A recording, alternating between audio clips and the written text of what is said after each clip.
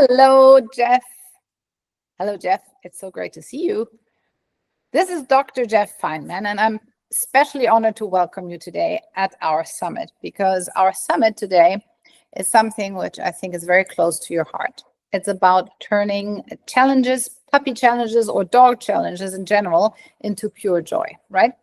And I was deciding to do that summit with specialists like yourself, because I know that you're very much into communication and into is basically making pet care optimal, not only for the owner, but more importantly for their dog, right? So welcome, Jeff.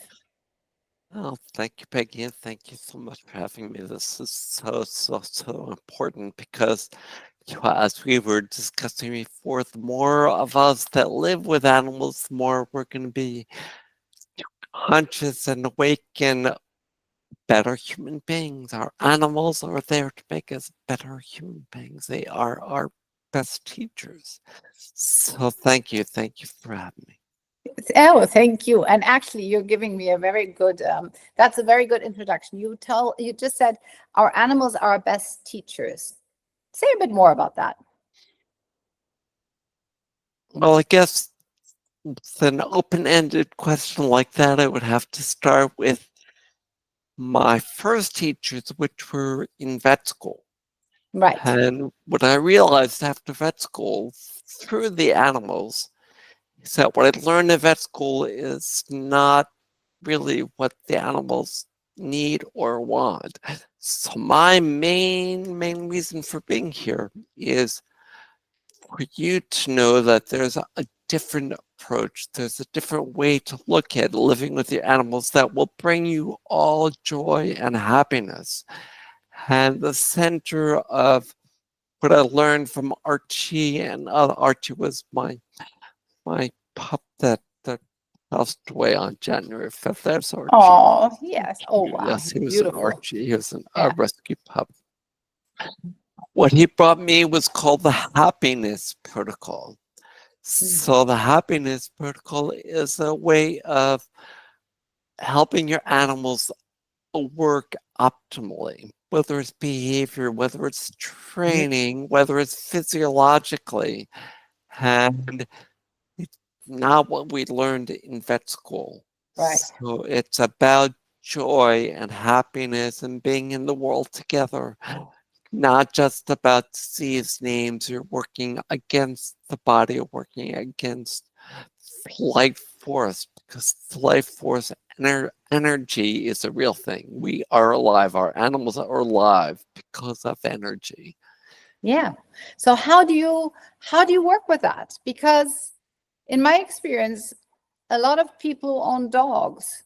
They keep talking at them. I call it talking at them all day. And then they kind of wonder why the dog doesn't listen to them or cannot hear when they really talk to them. So what's your suggestion on that? My suggestion for communicating with your dog is to learn about them and learn what their body is telling you from an objective point of view first. Because, for example, symptoms. When an animal has a symptom, that's their body's way of telling you that something's going on internally. So you don't say, oh, it's got a red ear, so I got to get rid of that. No, you use the red ear as a clue that something else is going on. And there are various ways that we teach on what we call the path to pet wellness. There are various ways to optimize their physiology so the ear infection, which isn't really an infection, goes away. And all their issues will resolve.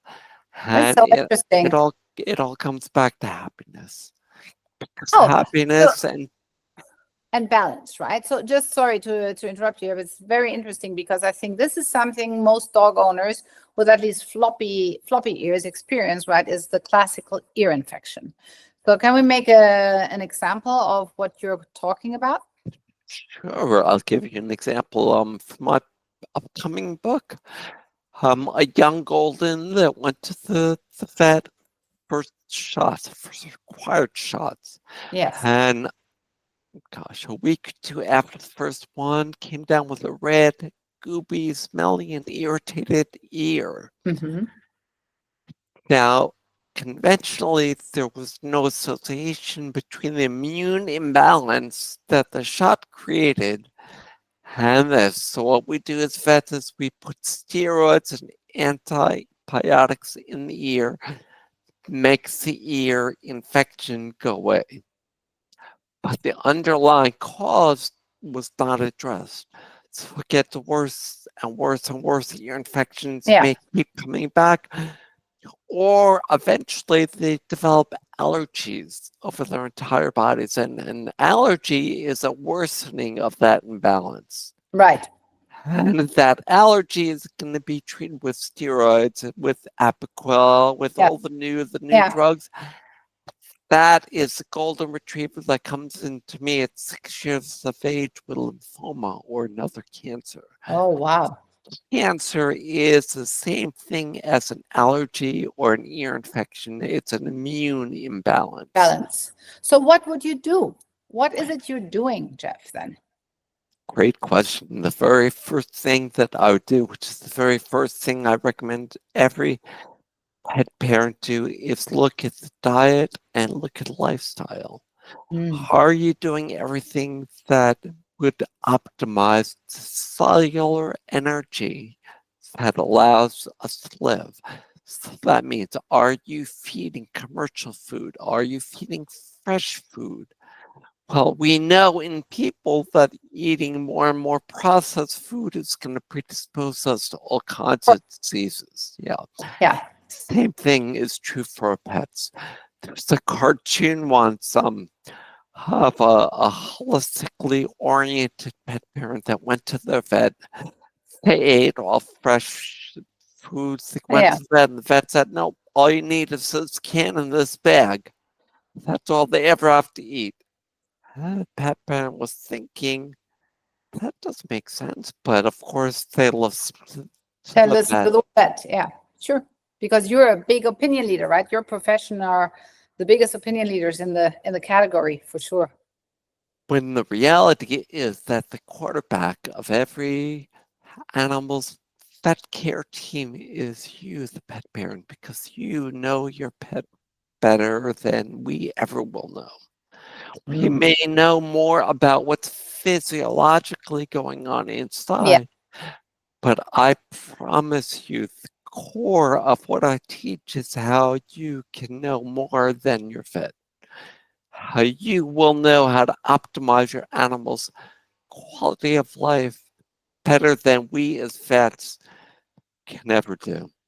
Right. And And how would that be? That has a lot to do with consciousness, right? It has a lot to do with the consciousness of the pet owner and with actually what's going on in the life of the pet. Because, in my experience, if people consider the dog just a dog, well, it actually absorbs everything that's going on in a family, for example, right? exactly. And that's why part of the evaluation process is looking at the whole dynamics. Well, I just this morning spoke with a dear friend, client who's a forensic psychologist. Her dog is a little bit off balance, and she, it turns out, just went through the loss of all of her possessions in the hurricane in Wow. Asheville. I mean, the Wow. whole city flooded. Of course. So yeah, there is a direct connection. I mean, she was able to maintain her balance, so her dogs were able to maintain their own balance. But every day, I hear about issues of us as individuals that are translated into the animals. So yeah, when it comes to communication, it's not just communication with them, it's communication with others. It's communication how you live in the world. Are Right. you seeing nature as part and parcel of the whole world? Look at the indigenous ways. Yes. Look at the ways that people have lived with nature, with animals, with others for thousands of years. Incredible. Yeah, absolutely. Vitality is part of that, right? Because vitality, that word or as such already has energy, right? So where does vitality play a role here? Vitality is the key, and that's why we call our method the vitality and balance system, which is all about building up cellular energy.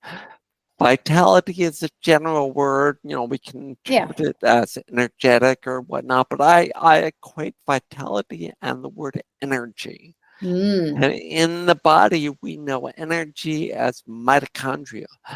Mitochondria are these little things that are in every cell that are like powerhouses. So the mitochondria provide the energy, provide the ability for the animals to work, to do their job. Everything we do either improves vitality or lowers vitality. Same as for us, right, Jeff? Same as for us. Exactly. I mean, I'll give you a great example. My 98-year-old vital uncle, throughout his life, joyous, happy, worked, and then had an illness, had to go to the hospital, and never got out of the hospital bed again after that. After he got, there was no diagnosis. The diagnosis was, you're old. Well, no, you don't just get old. You react to something in the environment. So yeah, that vitality that was an example of good vitality just quickly going away. But the most dramatic change is being alive or being dead. That's vitality in action. Right. Because the difference is energy in the body, no energy in the body. Yeah, exactly.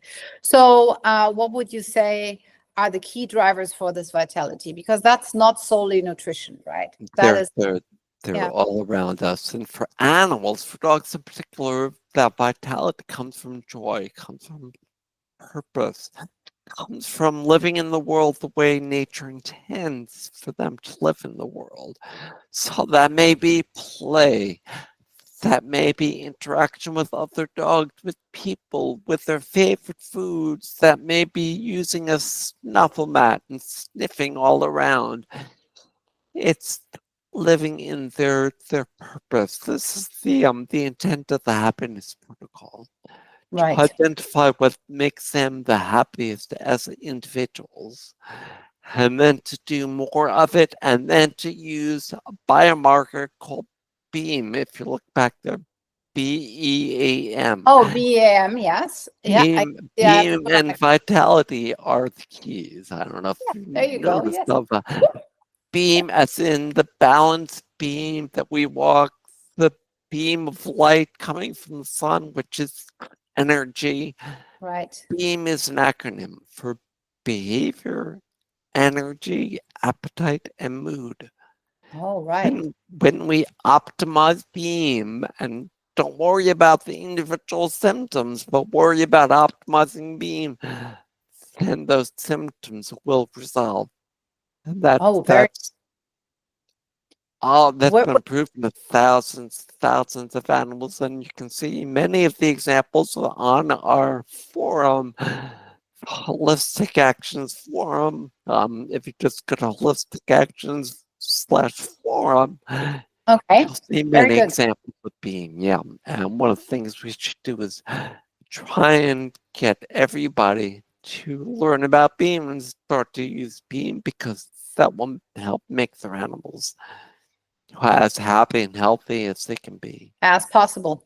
Now, behavior is an interesting part you're pointing to, right? I mean, there's lots of people I know who really are struggling with their dog's behavior. Now, there are lots of people struggling with their kids' behavior or with their husband's or the wife's behavior, but the dog behavior seems to be a special subject. So where do you say vitality, or you also mentioned it in BEAM, right? Behavior is the first of BEAM. Where do you see the biggest influencing factors on the behavior of a dog? That's a great question, and the answer is 2 words. It depends.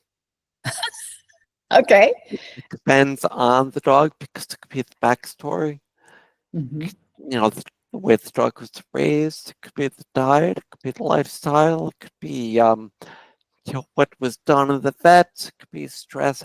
So So imprinting basically as well, right? How was it imprinted? that's a big part of it, the way they were raised and the way they were imprinted as younger dogs.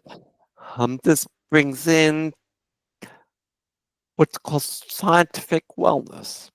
Mhm. And the first part of scientific wellness, which is made up of 4 P's. The first P is called personalized. So personalized or individualized, or it depends on the individual. They're all like snowflakes. Yes. So that's why it really, really pays to get really, my mission is for everybody in the world to take our free course in vitality and balance. Nice. And that will give you and everyone a basic understanding of what How we do we can take do this free for course? Jeff, sorry to interrupt you. How do we take this free course? or How do just we do it? go to holisticactions.com and sign Okay. up. The first thing you'll see will be a quiz that will walk you through the steps of, or ask you about, are you a conscious pet parent or where are your challenges, that Yeah, kind of thing. But yeah, we'll definitely provide the direct link signing up for that free course along with any other information that you think would be helpful, because really my mission again is just to get the word out that there's a different way. that is really, really beautiful. Tell me, Jeff, on that mission, if you had one key suggestion for new dog owners, right? Independent if they adopt a puppy or if they adopt a shelter dog, that's becoming more complex, obviously. But what would it be? I think give you 2. Okay, for sure. Okay. We'd also take Well, 3. well, well. From you, we would take a lot. Oh, okay. Thank you. Thank you so much. The Sure. first though is that I want everyone to know there is a different way. Mm. There is a different approach. There is a path that is well defined, and the first part of the path is the second thing that I was going to say, and that is always, always, always work with your animal instead of working against them. Yes. The way you'll know that you're working against them is an anti. Anti means against. An antibiotic is, as an example, against life. Yes. So yeah, so try to always work with them, and that means letting a dog be a dog, not imposing. Well, we have a dog because we probably should have a dog. Being a pet owner, we don't deal in holistic actions with pet owners. We deal with pet guardians, Nice. Yeah. people that do not see their animals as property. They are part of their path to wellness, because the animals are an important part of the path, just like being out in nature, just like Yes. being with others. Nice. Yes. It's a bit like, right? We don't own our children either, not even our children. So why would we own a dog, right? I mean, yes. Difficult. I like that differentiation. So we're guardians, right? If you think about the word guardian, it actually enables you to guard, the relationship, guard your dog as your companion and treat it as such. So when you say not going anti, so you're pointing out problems, right? So I have a lot of people who talk to me about their problematic dog. What do you say to that? It depends. What do Say you, 2 words. what do 2 words. you, 2 words. what Yes. do you mean? What do you mean by problematic dog? It often, if it's a behavior issue, it often goes back to management. Yes. How they're, managing the dog jumping up, or the dog who has separation anxiety, or the dog who has. So we have to look at the whole picture, and that's one of the things that's missing in the veterinary curriculum is we look at disease, we look at the organ, we look at the part, we don't look at the whole. That's why I spell holistic with the W-H-O-L-E. Nice. Holistic. Yes. You really have to look at the whole, because it may just be a diet tweak. It may just be the way you're feeding. Yeah. So yeah, a behavior problem is just a small challenge, which will often be solved by joy. Right. And that gets me to our last question. Obviously, I could talk to you for another 2 hours, but I know your time is limited and very valuable. So, Jeff, one last hint for our audience. What would be your best way to help people communicate effectively with their dog? Great question. It's one way, but it's actually an acronym of 3 different ways. But Okay. part of the acronym is listen to what they're trying to tell you.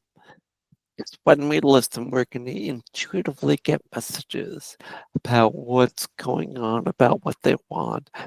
And the acronym is LATS, as in latissimus dorsi, which is a muscle. You go to the gym to get more resilient. LATS is listen, accept, and trust. And trust that universal laws are always in play. You don't wake up in the morning and put your feet on the ground and you're worried because you're going to fly around because the law of gravity is there. Yes. And there is a law of conservation of energy. And the way we conserve energy in our animals is by working with their bodies. Right. As soon as we start working against them, we lower their cellular energy. Oh, great. That's great. Absolutely. So by listening, we can take that first step. And listening may look like meditating. It may look like what Eckhart Tolle calls just one conscious breath. And by the way, Eckhart calls them our guardians of being. Yes. We're human beings, but we become human doings. We always have to do. Oh, true. So I wrote this little book about animals called Guardians of Being. That's great. Is it out already? Oh yeah. Yeah. It's just a bunch of cartoons with his epiphanies, because they really are. They are just transformative. Thank you so much, Jeff. I think you have created so much value for our audience, and I really want you to maybe share again your website, your contact with our audience, because I think what you're doing for the community and for our guardian dogs, for our guardians who are our animals and our dogs, is invaluable. Really. Thank you so much. I really appreciate that, Peggy. And this place, Fund Me, is holistic actions. I spend all day, every day, working with members at www.holistic, HOLISTIC, actions with an S. .com. Yep. And you can take our free resources and book that Path to Pet Wellness. And of course, buy the Path to Pet Wellness book when it comes out. Thank you so much, Jeff. We love to have you at the summit, and I wish you all the best, and we will definitely stay in touch. You're magical, and your message is even more magical. Thank you. Yeah, thank you, Peggy.